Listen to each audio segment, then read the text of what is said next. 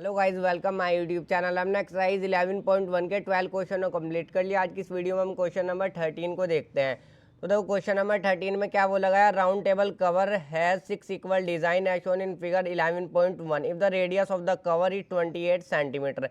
तो question number 13 में एक राउंड टेबल कवर है। राउंड यानी कि राउंड टेबल यानी कि एक गोल टेबल है। अब गोल टेबल का कवर भी हमारा जो है गोल ही होगा, जिसकी हमें रेडियस दी हुई है 28 सेंटीमीटर। और उस टेबल पर जो है देखो 6 इक्वल डिज़ाइन बने हुए हैं। डायग्राम हमें इस क्वेश्चन में दिया हुआ है। देखो ये 6, एक ये रहा, 1 2 3 4 5 6, ये 6 इक्वल डिज़ाइन इस पर जो है कवर पर बने हुए हैं।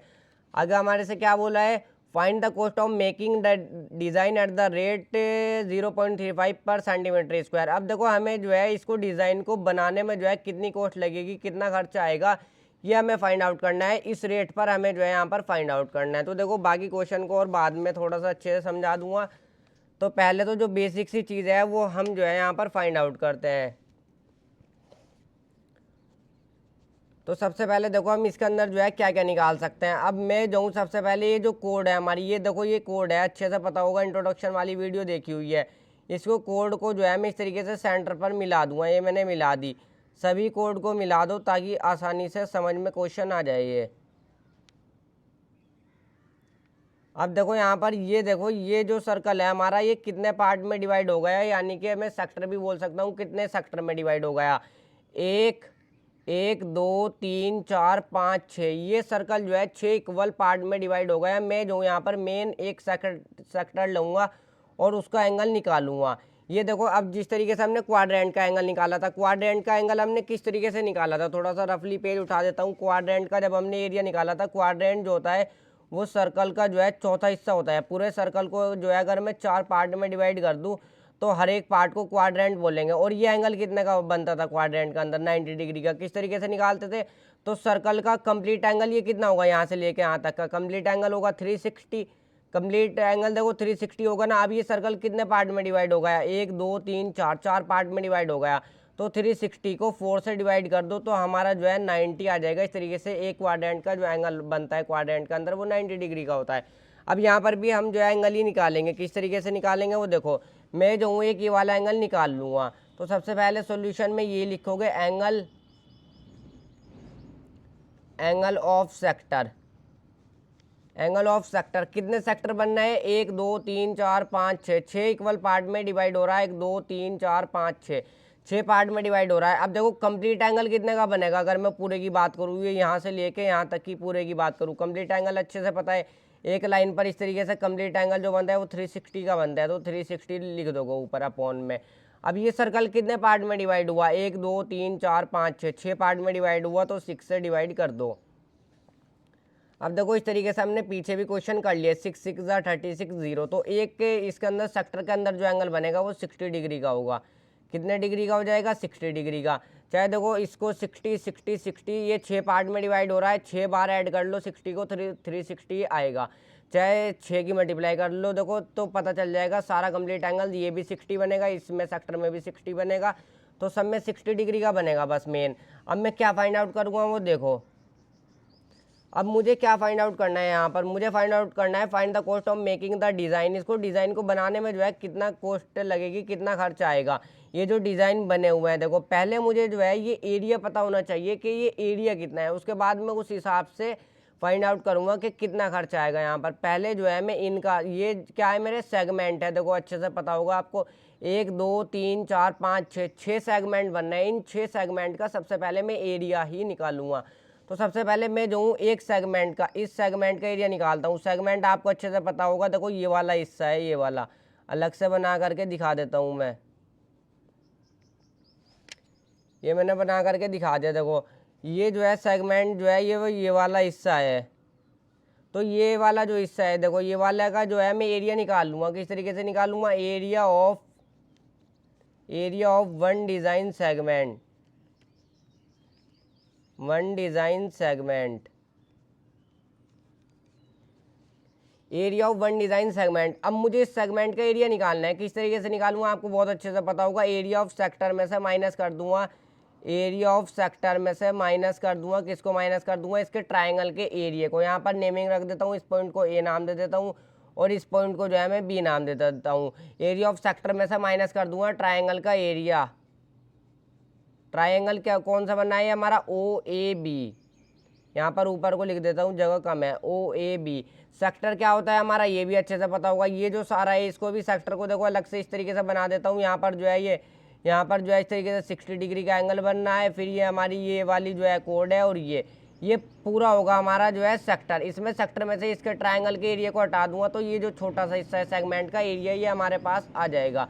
अब देखो एरिया ऑफ सेक्टर का फॉर्मूला क्या होता है हमारा, थीटा अपॉन में 360 डिग्री इंटू में पाई आर स्क्वायर। ये फॉर्मूला होता है हमारा एरिया ऑफ सेक्टर की जगह पर फॉर्मूला पुट करो माइनस में area of triangle O A B. अब मैंने बताया था जब भी यहाँ पर सर्कल में ट्राइंगल बने और उसके अंदर जो है यहाँ पर 60 डिग्री का एंगल बने। अब सबसे पहले तो ये चीज़ देखो, ये जो है रेडियस है और रेडियस हमें दी हुई है कितनी है 28। रेडियस हमें दी हुई है 28। ये जो है ट्राइंगल किसी भी दो साइड इक्वल हो, उनके अपोजिट वाले एंगल भी इक्वल होते हैं। ये जो साइड है इसके अपोजिट में ये वाला एंगल है और ये जो साइड है इसके अपोजिट में ये वाला एंगल है, तो ये भी 60-60 के होंगे। यहाँ पर ये जो बनेगा इक्विलेटरल ट्राइंगल बनेगा, यानी कि तीनों साइड इक्वल होंगी और तीनों एंगल भी इक्वल होंगे। मैंने वैसे ही बताया था जब भी सेंटर पर 60 डिग्री का एंगल बने तो ये भी एंगल 60 का होगा, ये भी ये होगा 60 डिग्री का। अब एरिया ऑफ इक्विलेटरल ट्राइंगल का फॉर्मूला क्या होता है, जो कि होता है हमारा √3 अपॉन में 4 और ए स्क्वायर। ये हम पीछे भी देखो क्वेश्चन को कर चुके हैं, बस वैल्यू को पुट करो और कुछ भी नहीं है। थीटा सबसे पहले थीटा कितना है 60 डिग्री। थीटा जो होता है वो एंगल होता है अपॉन में 360 इंटू में पाई आर स्क्वायर। पाई की वैल्यू 22/7 पुट करो इंटू में रेडियस कितनी है 28 इंटू में 28 माइनस में √3/4 इंटू में ए स्क्वायर। ए जो होती है देखो ये साइड होती है ट्राइंगल की, साइड कितनी है 28 है। यहाँ पर साइड जो होगी 28 होगी, 28 इंटू में क्या हो जाएगा 28 इंटू में 28, ये जो है हमारा हो जाएगा। अब 0 से 0 कट गई, 6 1 ज़ा 6, 6 6 ज़ा कितना हो जाएगा 36 और 2 3 ज़ा 6 हो जाएगा ये, तो 2 1 ज़ा 2 हो जाएगा, 2 1 ज़ा 2 और 7 4 ज़ा कितना हो जाएगा 28 हो जाएगा। ये भी 4 से कट जाएगा ये वाला 28, 4 7 ज़ा 28। बस मल्टीप्लाई कर लो। अब 11 इंटू 4 इंटू 28 कितना हो जाएगा, यहाँ पर आ जाएगा 1 2 3 2, ये हमारा आ गया 1 2 3 2। अपॉन में कितना आ जाएगा, यहाँ पर अपॉन में जो है हमारा बस 3 बचा 3, और यहाँ पर जो है देखो ये आ गया माइनस में। अब √3 की जगह पर हमें क्या वैल्यू पुट करनी है, √3 की वैल्यू जगह में 1.7 यूज़ करना है। तो 1.7 इंटू 28 इंटू 7, तो वैल्यू क्या आ जाएगी हमारी 333.2। √3 की जगह पर 1.7 रखना और फिर मल्टीप्लाई कर लेना, तो ये वैल्यू आ जाएगी 333.2। तो अब देखो यहाँ पर से जो है 3 एलसीएम आ जाएगा, 3 को डिवाइड करेंगे 3 से 1 1 की मल्टीप्लाई 1 2 3 में, तो 1 2 3 2 यही जो की तो वैल्यू आ जाएगी। यहाँ पर नीचे 1 रख लो, 1 को डिवाइड करेंगे 3 से 3 आ जाएगा, 3 के मल्टीप्लाई करो 333.2 में, तो वैल्यू क्या आ जाएगी 999.6। ये वैल्यू हमारे पास आ जाएगी। तो अभी तक हम कुछ भी मुश्किल नहीं कर रहे हैं, सिर्फ एक सेगमेंट का मैं एरिया निकाल रहा हूँ। तो 1 2 3 2 में से इस वैल्यू को माइनस करो तो क्या आ जाएगा, हमारी वैल्यू आ जाएगी देखो 232.4। कितनी वैल्यू आ गई 232.4, और नीचे अपॉन में हमारा 3 जो है एज इट इज रहेगा, नीचे अपॉन में एज इट इज रहेगा, तो ये वैल्यू आ गई हमारे पास। ये जो है देखो हमारे पास एक सेगमेंट का एरिया आ गया सेंटीमीटर स्क्वायर, एक सेगमेंट का एरिया हमारा पास आ गया। अब मैं क्या निकालूंगा, मैं निकालूंगा area of 6 segment, area of 6 design segment.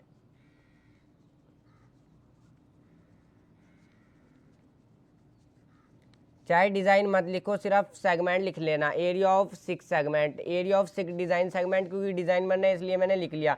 ये 1 2 3 4 5 6, ये जो 6 के 6 सेगमेंट है इन्हीं का मैं एरिया निकालूंगा। किस तरीके से निकलेगा, बस एक सेगमेंट का एरिया आ गया। अब ये जो है 6 इक्वल सेगमेंट है हमारे, यानी कि इक्वल डिज़ाइन बने हुए हैं। क्वेश्चन में देखो साफ साफ लिखा हुआ है इक्वल डिज़ाइन है ये हमारे। तो जो एक का एरिया आ गया ना, तो बस इसमें जो है 6 की मल्टीप्लाई कर दो, 6 की मल्टीप्लाई कर दूंगा इस वैल्यू में, तो 6 का डिज़ाइन का ये जो 6 सेगमेंट है इनका एरिया आ जाएगा। 6 की मल्टीप्लाई कर दो 232 में 0.4 अपॉन में 3।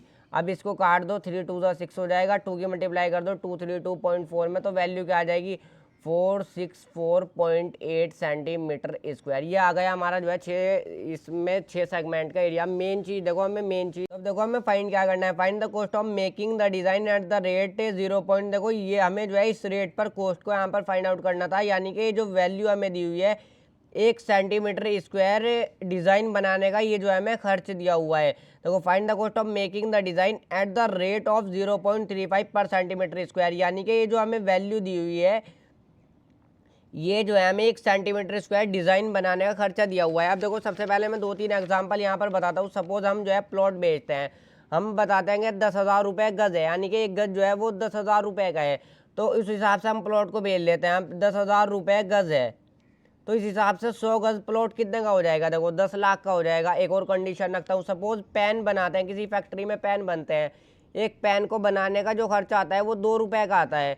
तो 10 पेन को बनाने का कितना खर्चा आ जाएगा? 10 पेन को बनाने का मल्टीप्लाई कर दो, कितना आ जाएगा? 20 रुपये आ जाएगा 10 पेन को बनाने का खर्चा। अब देखो जिस तरीके से हम जो है अपने घर में चिनाई वगैरह लगवाते हैं, तो हम जो पैसे देते हैं कुछ हिसाब होता है ना, हम जो है देखो फुट के हिसाब से देते हैं कि 60 रुपये फुट है, 70 रुपये फुट है, उस हिसाब से भी सारा नाप तोल होता है और उस हिसाब से पैसे दे देते हैं। इसी तरीके से यहाँ पर कुछ कंडीशन है, ये जो हमें दिया हुआ है। अब हमारे से पूछा था कि उसको डिज़ाइन को बनाने का जो है कितना खर्चा आएगा, और हमें जो है ये बता दिया यहाँ पर 1 सेंटीमीटर स्क्वायर बनाने का जो डिज़ाइन का खर्चा आता है वो इतना आता है 0.35।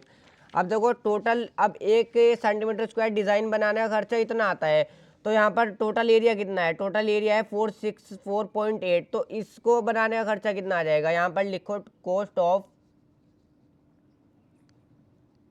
Of complete